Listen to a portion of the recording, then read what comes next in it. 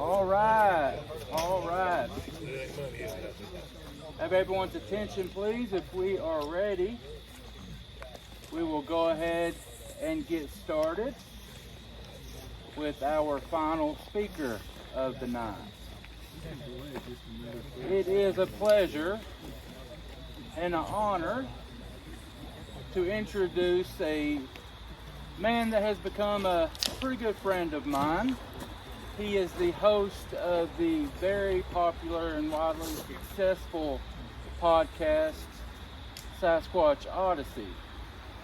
And can't wait to get him up here and have him talk about, his life a little bit. Ex-police officer out of the city of Atlanta, turned podcaster. So y'all, let's make Mr. Brian feel welcome and welcome him.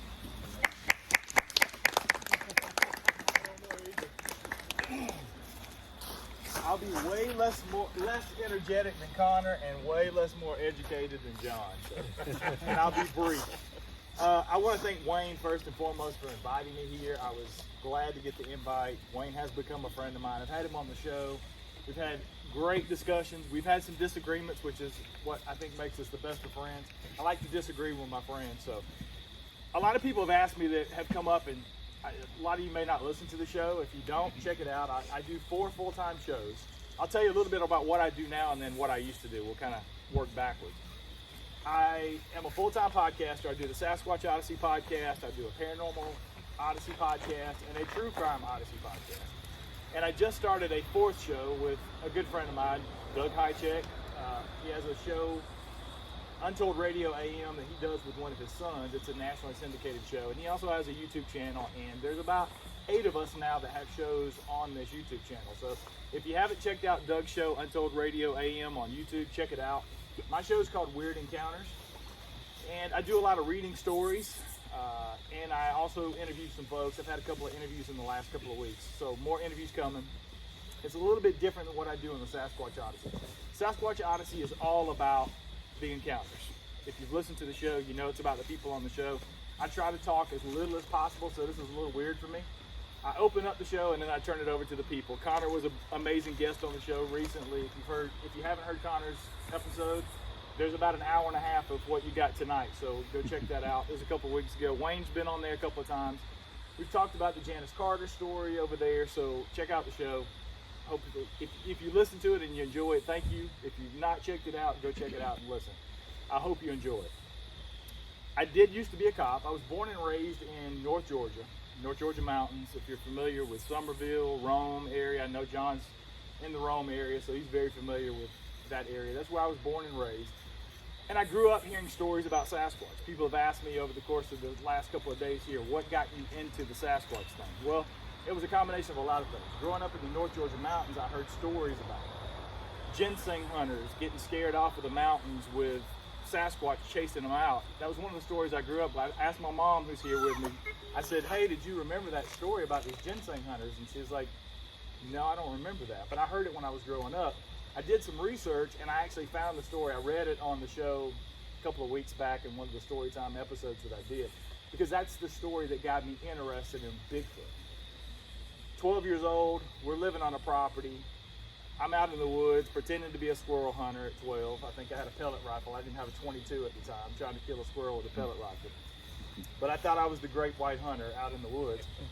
And I would hear things that I couldn't explain, right? I'm 12 years old. I hear movement and things going on, but this one particular time I hear this growl, grunt, huff, trees breaking, and I feel like I'm getting bluff charged. And it was with that, if you ever had an experience, how many of you guys have had an experience with Sasquatch? I should ask that. What you believe to be an experience with Sasquatch. You get that feeling of, I'm not supposed to be here, I've got to be somewhere else. That's the kind of feeling I got. And I kind of chalked it up to I'm 12 years old, I'm in the woods, something's out there I don't understand. But this thing kept bluff charging me just on the edge of the woods where I couldn't see it. And I'm hearing this growl, this huff. It wasn't a deer, it wasn't anything that I could wrap my 12-year-old brain around and say, yeah, that's what that is. So I listened, my fight or flight kicked in, and I'm 12 years old, I'm hitting the flight button, I'm out.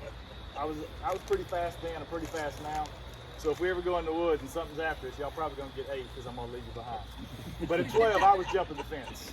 And I never told my mom about it. I never told anybody about it because I didn't know what I experienced. I still don't know what it is to this day.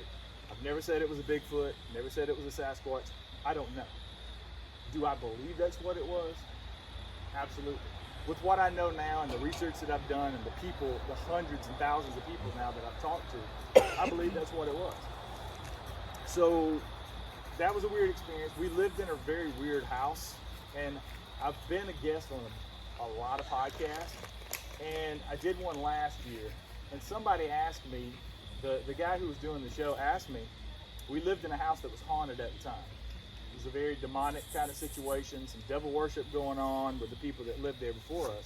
And the guy asked me, he's like, do you think it's possible that what you experienced in the woods was a demonic presence that may have chased you from the house into the woods? Could be, I don't know, I'm open to all of that stuff. But I believe it was more likely a Sasquatch. I was about 16, I guess. We'd moved into a different area. My mom and dad had divorced. We were living in a different area. And my mom actually was the other person involved in the next weird thing that I saw.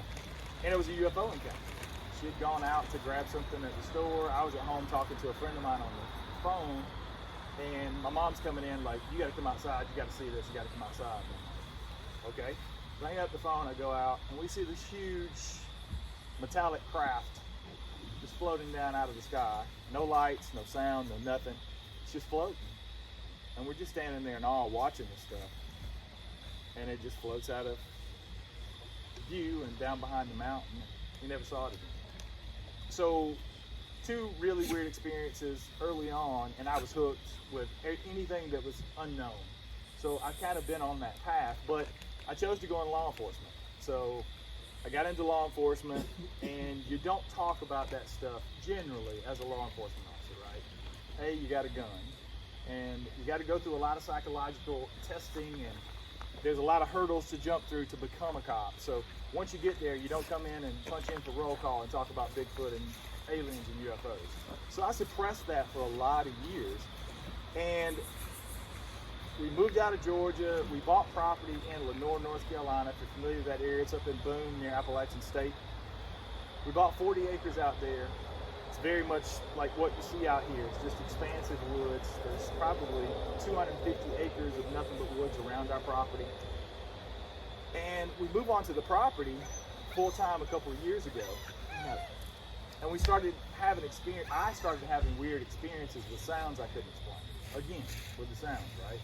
I'm hearing these weird things in the woods that I've never been able to identify. And a lot of it's in the distance. John kind of talked about the difference in hearing something 50 feet away versus across the ridge, right? So I'm hearing something that sounds like an Ohio howl on the ridges behind us. I'm in the hot tub, it's late at night, we've had a glass of wine. I'm like, well, maybe I'm just exaggerating, right? I'm here. We continue to hear on multiple occasions throughout different times of the year. So, was it Bigfoot? I don't know. Sounds like an Ohio howl. That's all I know how to explain. So, get to a little closer up, right? This is probably 2 years ago. I've been working on the show. I was doing some post-production stuff. I'm winding down for the evening. We live in a tiny house with a loft.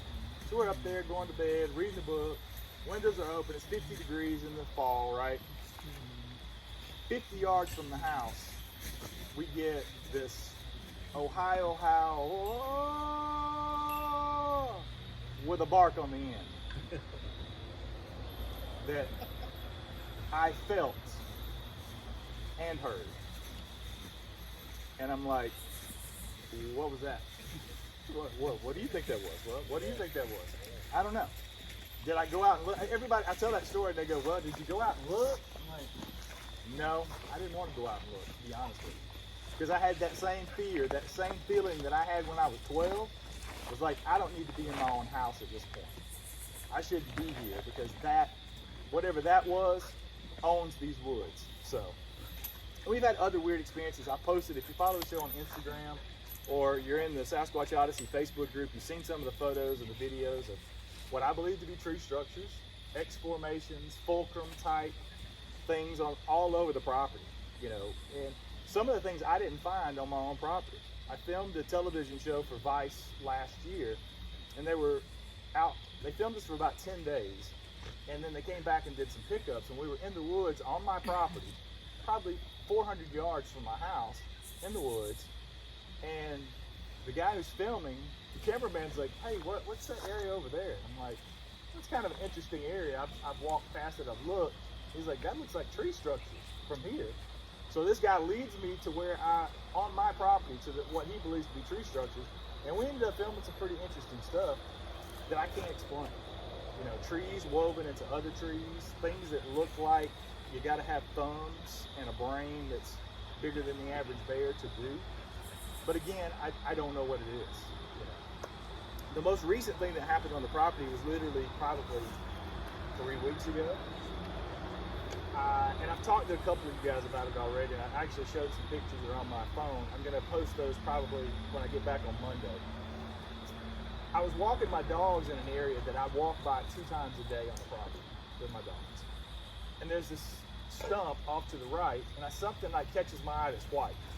Anything in the woods that's white just kind of stands out. It just doesn't make sense, right? So I'm walking and I look, and it catches my eye, and I walk over and I look, and there's a stump that's kind of hollowed out. It's an old stump. I think it's an old cedar tree.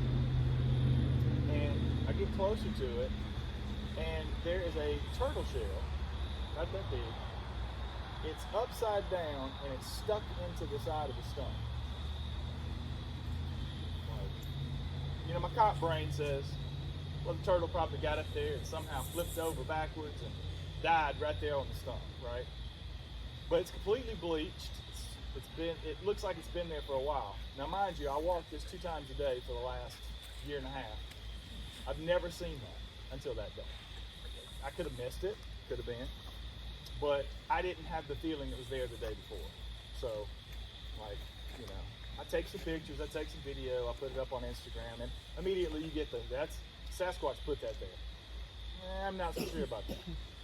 So I get the idea. I've heard about gifting. You know, I'm not really necessarily into that kind of thing. I'm not necessarily a Bigfoot researcher. I collect stories. That's what I do. That's what the show was born from, and it's what it continues to be. But so I go over and I get the shell and I document. I think, well, if this is a possible gifting situation, like something left me a turtle shell, let me go get this cool rock. We have a little memorial for one of our dogs that died. It had a little rock. It's got love written on it, little paw. I'm like, that's interesting, right? Something like, it's smooth, it's different. I'll take that out and put it on the stump. And then somebody says, hey, well, have you considered an apple? Todd Standing uses apples. You should use apples. So I said, okay, I'll take an apple out of it. Well, I didn't want to just put the apple on the stump for it to fall off or maybe roll off or get lost or whatever. So I stick it on a stick, and then I stick it down into the stump next to the rock, and I put a trail cam from here to there on another tree facing. Now, of course, everybody tells me, don't put a camera up. If it's the gifting situation, the Bigfoot's not going to take it because they know the camera's there. Well, we can't prove that, can we, John? But I didn't want to be the guy to put this out there.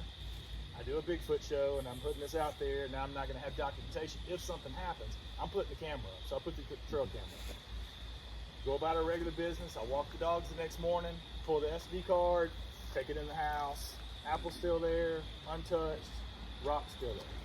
Look at the SD card. There's like 5 raccoons on the camera. They set it off like 20 times during the night. I go back the next day, put the SD card back, rocks, apples, nothing's touched, walk the dogs, come back, pull the SD card the following day, 3 more raccoons, apple's still there, rock's still there, nothing's been touched. 3rd day goes by, I'm like, well, maybe these folks telling me that they know the cameras are there are right, so I'm gonna go take the camera down. I go take the camera down, come walk the dogs the very next day. Guess what? The apple is still there on the stick, but it looks like something has picked it up and taken a bite out of the apple. Now, I don't know if anybody's here that I showed the pictures to on my phone this morning. Wayne is the first and only person that I texted it to.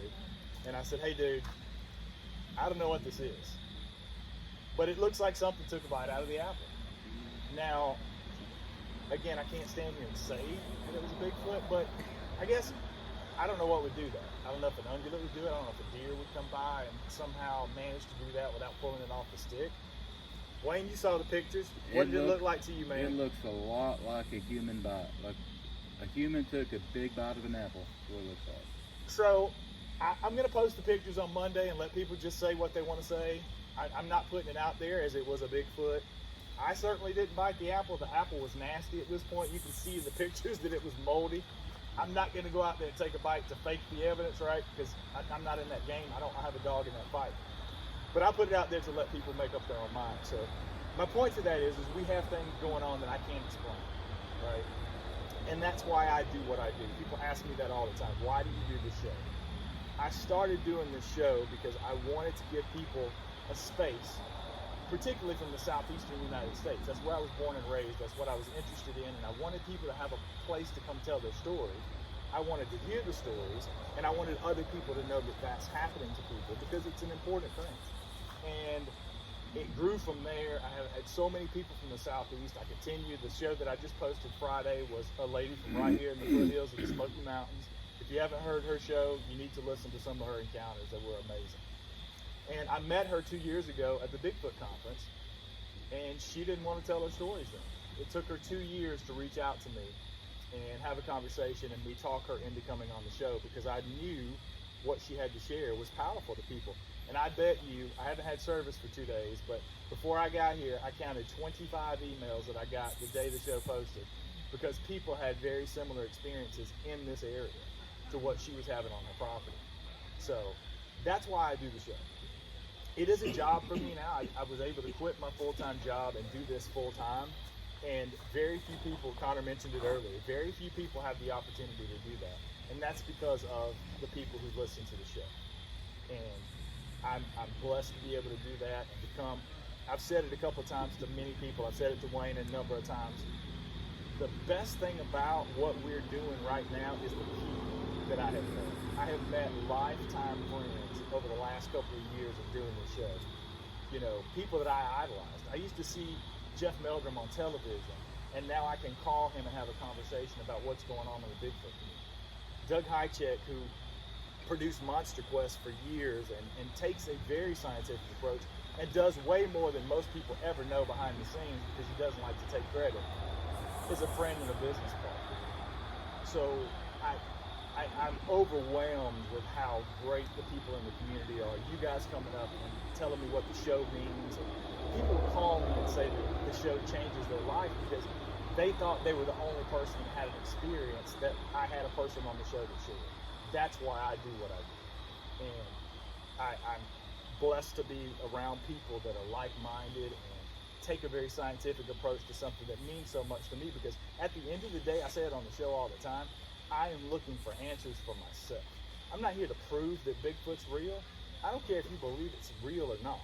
I know what I believe and what my convictions are. And that's what I want people who listen to the show to understand. And I want you to have that same experience when you listen to the show. Because at the end of the day, we don't really know. But we're all searching for the same answers. So I don't really have a whole lot else to say other than that. So I don't know if anybody has questions. I'll be more than happy to answer questions, or I'd love to know if you guys have had experiences and you're willing to share them on the show. I would be honored to have you on the show to share your experiences. So I have cards. I'll be more than happy to pass those out. It's got my email. I answer those. The things have grown. I mean, the show's heard in almost 100 countries now. It's over 2 million downloads in the last few months. It continues to grow, but I answer every email. I answer every text message. If you've ever sent me an Instagram message, it's me that answers. I never get too big to answer that because that's my connection to the people that come on the show. So, no questions? Well, no, they're coming. You just deserve the applause too. Oh, okay. Anybody got any questions for Brian? Big up. Yes, I'll show it to you. You don't have to wait till Monday. Anybody else got anything for Brian? Did you ever have an interview that you were like intimidated by the guest or like Jeff that? Meldrum. Great question. Jeff Meldrum. The first time I talked to Jeff, I didn't call him Jeff.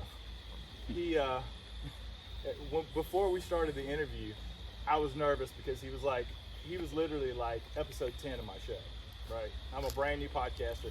I just got to the point, thanks to Wes Germer at Sasquatch Chronicles, who reached out to me and helped me fix my audio problems on the show. Before that, I was literally recording the show on my iPhone with a free app. And then I was trying to edit, which I didn't know how to do, the audio to put out a decent show. So anybody who starts at show 1 through about 15, please go to like 16 on. There's about 220 or 230 shows now. It gets better as you go. Thanks to a lot of people, particularly Wes, who reached out to me and helped me a lot in the beginnings, and I'm very appreciative of that. But Meldrum really intimidated me. Les Stroud was a little intimidating just because he is Survivor Man, if you guys are familiar with Les Stroud. Oh, yeah. But the second we talked, like, super, as nice a person as you think he could be, he wasn't in real life, and continues to be. He's done a lot of favors for me after that, and continues, so really super nice guy. But when Jeff Meldrum said, let's stick with Dr. Meldrum tonight, I was like, you earned it, buddy. Yeah, he would probably be that person. He actually said that to you? Let's stick with Dr. Meldrum now? Yes, he did. Wow. That did not make it on the show. That Yeah. got cut on the editing room floor. But yeah, when I was like, Jeff or Dr. Meldrum, let's stick with Dr. Meldrum. But I called him Jeff when I saw him in Tennessee recently. Okay. You hear this a lot. What's your opinion to Todd Stanley? What's your opinion? I've been very vocal about my Todd standing. And little insider baseball, I had Todd on the show. I called Todd out for almost 2 years on my show as a hoaxer. And I tried to get him on the show. Couldn't. I didn't get him on the show until Les Stroud came on the show. And after Les came on the show, I asked Les to give Todd a poke and say, I'd like to have you on the show to talk about your evidence. Todd came on the show. He said what he had to say. I said what I had to say. Here's the thing that people have said, why were you not harder on Todd when he was on the show? No matter what, I am a podcaster, but I'm a professional, right? I can't get people on the show and bash them, be confrontational. To an extent, I can be confrontational, and I have done that with people, including Todd. But I have to be respectful, right? Because at the end of the day, Todd's still a person, right? And I had him on the show. We did the episode. I didn't really push him probably as hard as I should have. I actually pushed Les Stroud a little harder, I think, on Todd than I pushed Todd on Todd. But I came away with this, and I've said it on the show before, and it's always been and probably always will be my opinion. I think Todd has had real experiences. I think he has real activity in that area. I think his videos are 110% BS. And I think they're fake. Now, just last month, September, Todd called me 6 times to get me to come on an expedition this past September, last month. I couldn't work it out with my schedule. I will go up there and go on an expedition with him. And he's taking me. And if Wayne wants to go, I'll take Wayne. And I will go and get boots on the ground with him, and I will be honest and report back what I experience on the show. You know, I know Kyle DeShane is the kid who's doing the Discovering Bigfoot podcast. Kyle was trying to get me to go up there because Todd is turning those over to Kyle, and he's no longer going to be doing those as much. He's going to let Kyle lead those expeditions. And I know Kyle told me, I've talked to him since the expedition, he had another encounter while he was on the expedition. So, you know, I think that part is real. I just don't believe his evidence. So, and until he does something to change my mind, I don't think you can unring that bell. You know, once you put something out there, you can't take back the videos. You know, so. Did you get any funny emails after our episode? Actually, I did. People were very appreciative of your episode, and It was all about your energy. It was all about, I wish I had his energy. And I was like, yeah, he's wide open like a lizard drinking, I told y'all. It is what it is, but everybody enjoyed it. Yeah. Awesome. You said you collect stories. Did you ever come across any good ones from Walker County, Georgia?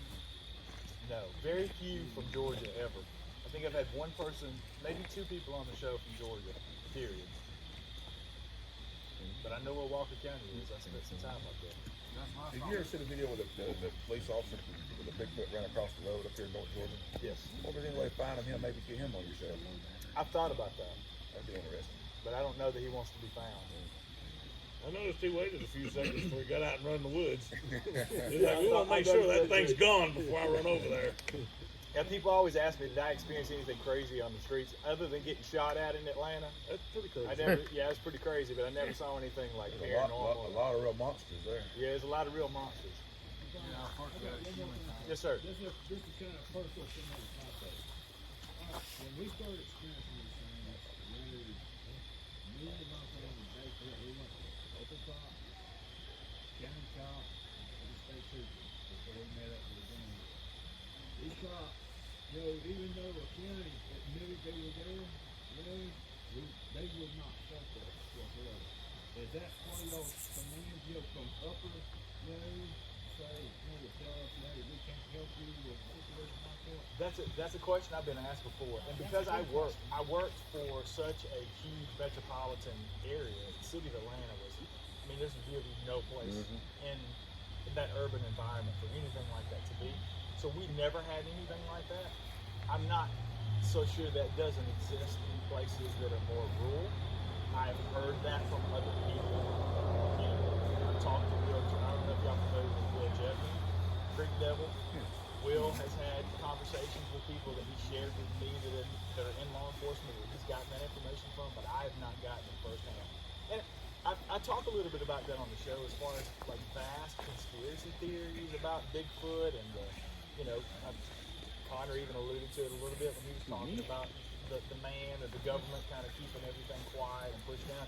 And I certainly believe that on some level with everything that happens, whether it's aliens or Bigfoot or whatever. But I said it on the show so many times.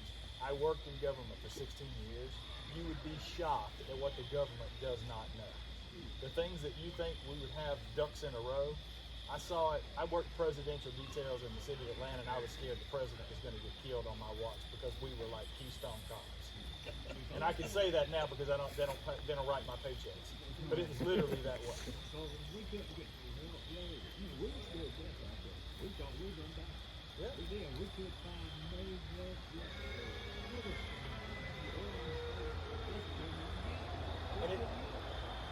And I think that it may not be an institutional thing, it may just be an individualized thing with those people that you encounter because they don't know what to do.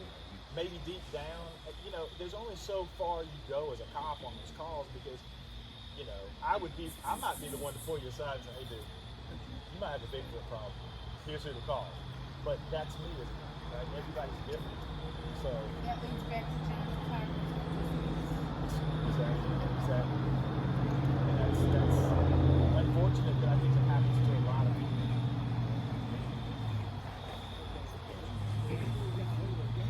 A couple weeks later, we had some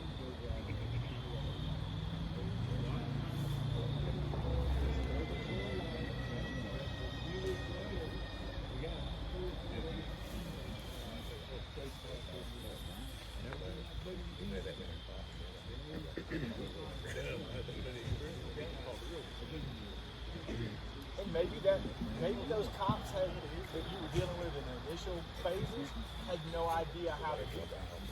Because that's the other thing. In the city of Atlanta, you could not drive 25 feet without running into another police station. Every college there, Georgia Tech, they have their own police. Georgia State has their own police. MARTA has a police department. Atlanta has a police. Fulton County. And none of those communicate. We saw it during 9/11. That's why we supposedly went to plane toss as police officers in our city because nobody in 9/11 communicated. So you're talking about a national tragedy event, and then you want them to communicate about Bigfoot? Not going to happen. I just think they was just afraid to speak up. Could very well be. Could very well be. And I've heard, like I said, through other sources, police officers saying it's a standing order. You don't talk about Bigfoot in this county or you're going to get fined. But I've never heard that or experienced that person. All right, I'm done. Thanks, Ryan. Yes, sir. All right, guys. Before we wrap it up real quick, I want to thank everybody. Truly, I really do appreciate you guys taking the time this weekend to come and hang out and listen to the speakers and all that stuff. I appreciate it, guys. I want everyone to please be safe. You leave here, have a good night, whatever you're doing tonight, but just please be safe. Pack up and go home tomorrow or whenever you're going home.